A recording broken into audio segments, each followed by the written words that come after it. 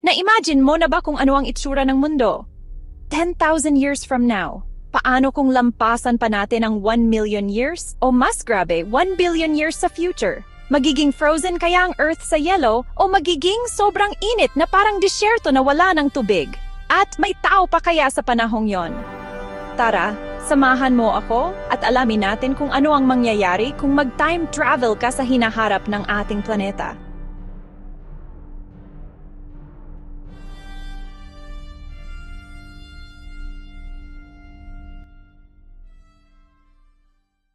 Sa loob lang ng 10,000 years, baka maranasan natin ang isang malupit na problema na tinatawag na Deca Millennium Bug. Oo, parang Y2K pero mas malala kasi hindi na kayang encode ng software ang year na may higit sa 4 na digits. Pero hindi lang yon. Pagdating ng 20,000 years, lahat ng current languages natin, mawawala. Mawawala. At mapapalitan ng bagong lengguwahe na wala ng resemblance sa Tagalog, English o kahit anong alam natin ngayon.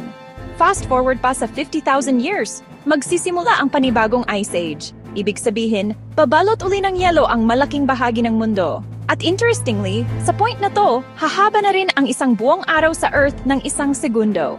Oo, dagdag oras para sa activities mo. Pagdating ng 250,000 years, may bagong isla na lilitaw sa Hawaii dahil sa volcanic activity.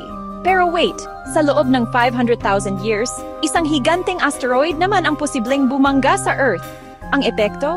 Apoy nakakalat sa buong planeta at hangin na hindi na pwedeng malanghap ng tao. Kung makakaligtas tayo doon, may panibagong threat sa 1 million years, isang supervolcano eruption. Sapat ang abo at lava nito para punuin ang halos 75% ng Grand Canyon. At kung hindi pa sapat yon, ang malapit na bituin na Betelgeuse ay posibleng sumabog na bilang supernova. Makikita mo ito mula sa Earth, kahit tanghali. Sa team na ito, malamang kumalat na ang tao sa buong solar system. At dahil hiwa-hiwalay na tayo, pwede nang mag-evolve ang humanity sa iba't ibang species depende sa planet na tinitirhan nila. Pagdating ng 50 million years, magsasalpukan ang Africa at Eurasia, magsasara ang Mediterranean Sea, at lilitaw ang bagong mountain range na mas mataas pa sa Mount Everest. Sa Mars naman, babangga ang moon nito sa mismong planeta at magre-resulta ito ng ring system gaya ng kay Saturn. Pero sa 100 million years, muling tatama ang isang asteroid na kasing laki ng pumatay sa mga dinosaur.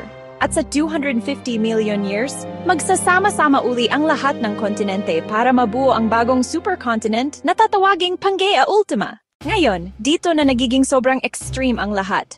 Sa 500 hanggang 600 million years, pwedeng tamaan ang Earth ng gamma ray burst na kayang sirain ang ozone layer at mag-trigger ng mass extinction. Sa 800 million years, bababa ang carbon dioxide levels ng husto hanggang hindi na possible ang photosynthesis. Wala ng halaman, wala ng oxygen. At sa 1 billion years, tataas ng 10% ang brightness ng araw. Magiging greenhouse ang buong Earth, aabot ng 47 degrees Celsius ang average temperature, at unti-unting mag-i-evaporate ang lahat ng karagatan.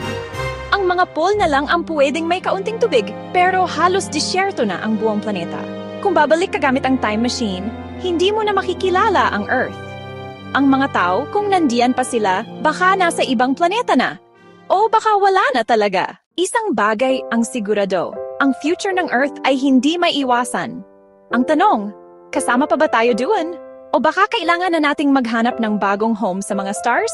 So, kung may chance kang maglakbay ng 1 billion years sa future, ready ka bang makita ang Earth na totally unrecognizable? Kung nagustuhan mo ang video na ito, don't forget to like, share, and subscribe. Ano sa tingin mo? May chance ba tayong mabuhay hanggang 1 billion years? Comment down below.